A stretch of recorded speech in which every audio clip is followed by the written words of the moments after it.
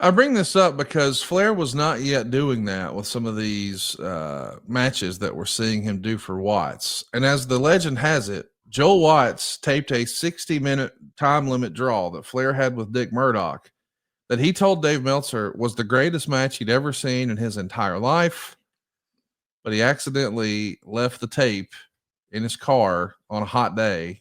It melted the tape. It's unusable. I know Uh, that sounds like something that couldn't happen today because it couldn't. yeah. But just the technology, the way it was, that's what it was. But you heard that report a lot that Flair in these random non-televised events would steal the show. Do you think that's why he had such staying power as champion? That it didn't matter if it was on TV or how many people were in the building, you were Yeah. getting the full Ric Flair experience? He can enhance anyone that he's booked with. He could make that a main event level match. And that's what Ricky did. In that era, he was untouchable. Untouchable. What do you remember about Flair and Butch Reed? I know in late '85 they had a match that was fantastic. Meltzer would say it was one of the best episodes of Mid South TV ever. They wrestle a non-title match, so of course Flair is pinned, and then Flair offers a $50,000 bounty on Reed, and that has Slater and Flair give Reed a stuffed pile driver. And in the second hour of the show, Flair is set to defend the title against Ted DiBiase. But before the bout starts, Dick Murdoch asked Ted DiBiase to step aside and let him have the match. This is a fun story. I mean, we even see them bringing in an ambulance after Murdoch gives Ted a brainbuster on the arena floor.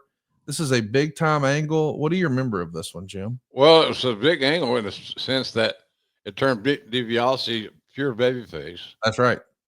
It made Murdoch the most hated heel in the territory, and it kept Rick good. Is this one of the first double turns you ever saw in real life? Yeah, yeah, and it was done well. Murdoch and Teddy just pulled it off like a champion, using the champion as a conduit, shall we say. It was good stuff, man.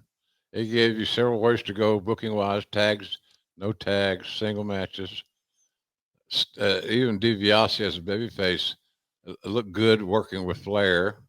That was a hell of a heated angle.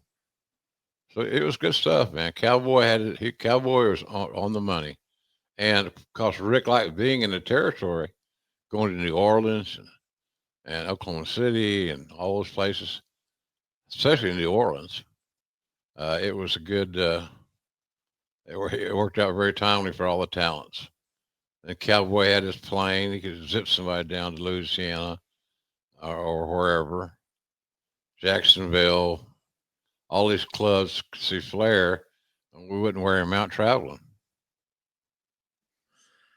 Of course, not too long after this angle, we've got a big Thanksgiving night spectacular. Of course, we're talking about Starcade '85, and they're actually going to do closed circuit for this at the Superdome.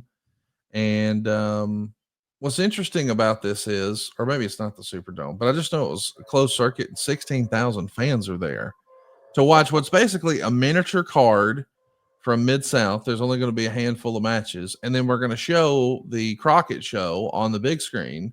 And this does, way back in '85, $98,000 at the gate. So it feels like a huge success to have this many people show up for not necessarily a marquee matchup live, but you do get the spectacle of Starcade on closed circuit. What do you remember about this experience, Jim? Announcing half of it or so, Conrad. Promoting the shit out of it. Really hard promotion to let everybody know that they could watch it and enjoy it. And the card that we had from Mid South was not a bad card. It was our top stuff. So Junkyard Dog was hot, so as I recall, and so he was enough to turn the needle without question. And then, pardon me, all the guys he was working with at that time. So Cowboy had his card hot and ready to go, and it worked out pretty good. You know, we had we had no understanding of expectation of what it was going to be like, because it's something we hadn't done before. But it seemed like it made everybody a couple of bucks. I want to ask you about 86, because sometime in early 86, we see Watts take a different approach. We're no longer going to call it Mid South. Now we're going to rebrand it the Universal Wrestling Federation.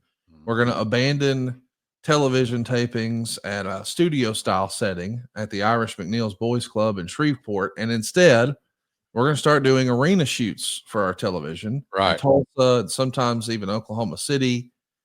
What do you remember about him thinking, Watts at the time, him being the pronoun there? Was Watts thinking this is the only way to compete with Vince? I've got to match his big show feel, and He's got to upgrade productions. Basically, bottom line, upgrade production. That's why we started taping in Tulsa more often than not. We would do a 2:00 show in Oklahoma City that would not be televised. And then we would come to Tulsa from Oklahoma City, drive the talent over there, and talent would be responsible for getting there on time. And then we'd have I think generally a 5:00 taping in Oklahoma City. So it's doable. The driving time was hour and a half, 2 hours max.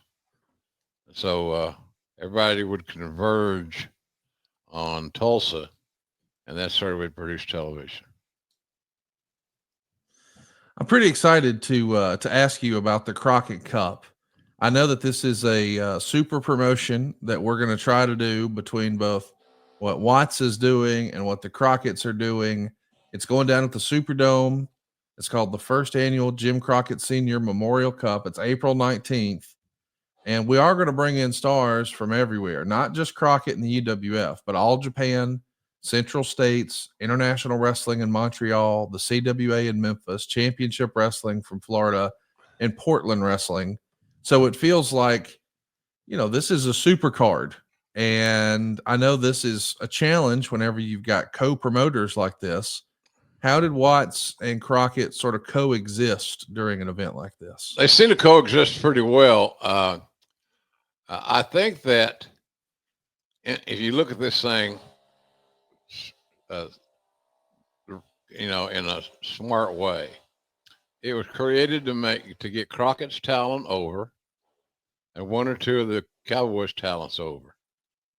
And they just came in for their paydays from Portland and Japan, et cetera, et cetera. So, but I had a lot of fun doing it. First time I really met Shivani, I think, and a lot of the other guys that I had seen or talked to over the years. So it was good. It was a lot of fun. I wish it had done better, but it didn't do horrible.